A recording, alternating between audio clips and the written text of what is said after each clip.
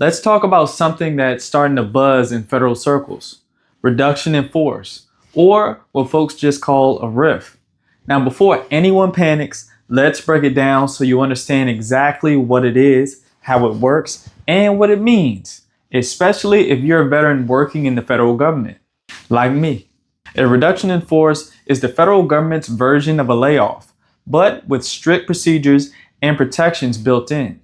It usually happens for reasons like budget cuts, Congress reducing funding, or an agency overspends and needs to scale back. Restructuring.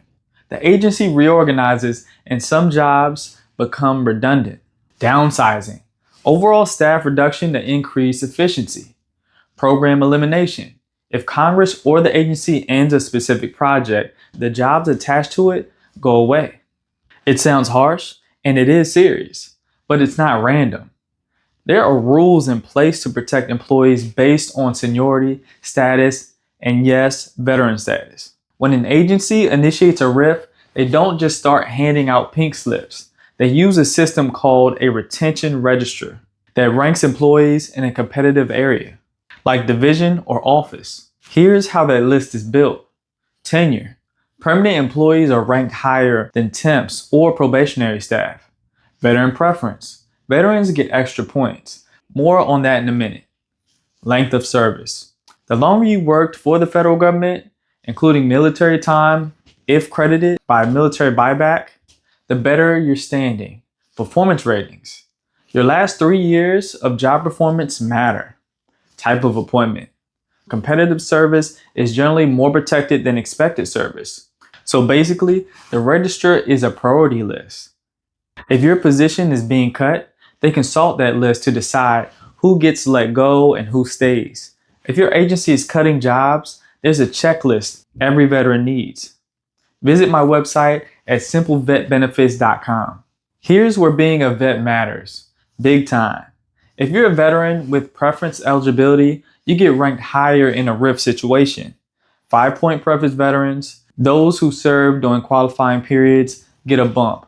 10-point veterans, those with service-connected disabilities, get an even bigger boost.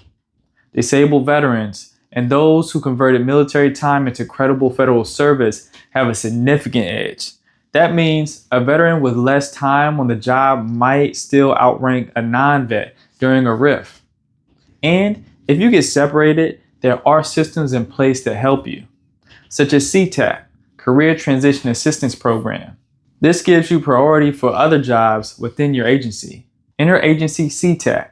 This gives you hiring preference across multiple agencies. Many vets also qualify for non-competitive hiring eligibility under special hiring authorities. Translation, you're not going to be shown the door and left hanging. If RIF rumors are swirling or you've already gotten word, don't panic. Prepare.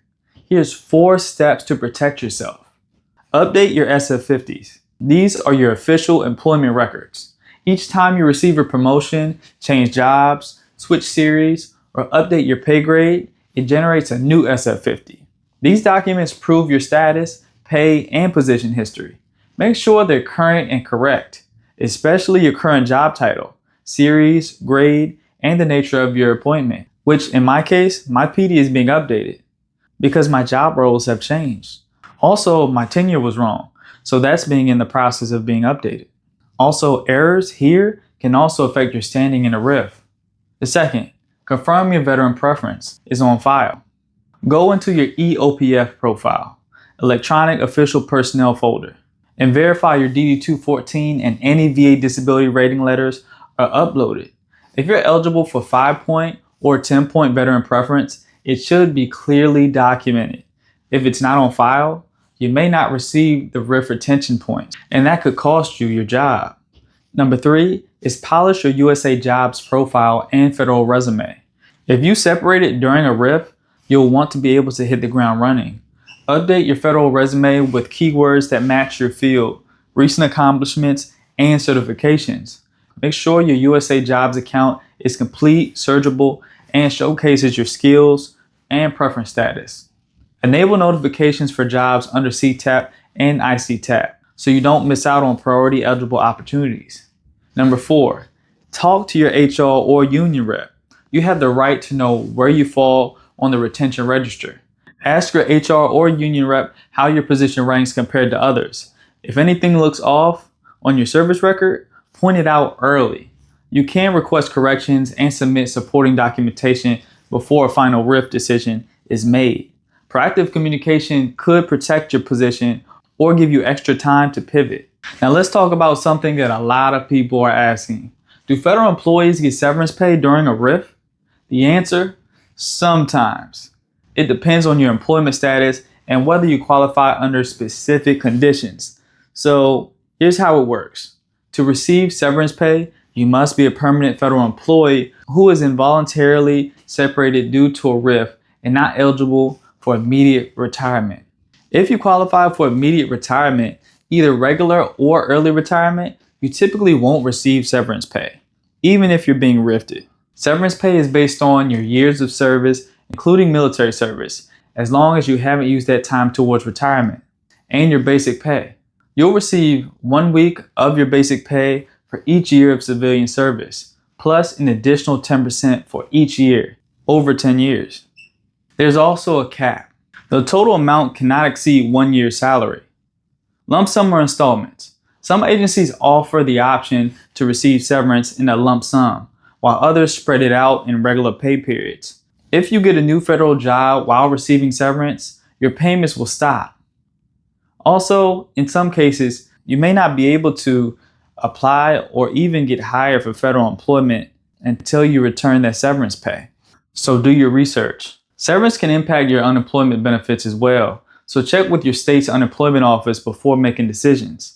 If you're not sure whether you qualify, ask your HR office to walk you through your options. And remember, if you are retirement eligible, your focus might shift from severance to how best to transition into that new chapter with the benefits you've earned. So look, a RIF can be stressful, but if you understand your rights, prepare in advance, and use your veteran status wisely, you can come out stronger on the other side. And hey, before you log off, the VA is making some big changes to how you log in online. If you use My Healthy Vet or VA.gov, don't miss what's coming next by clicking on the next video.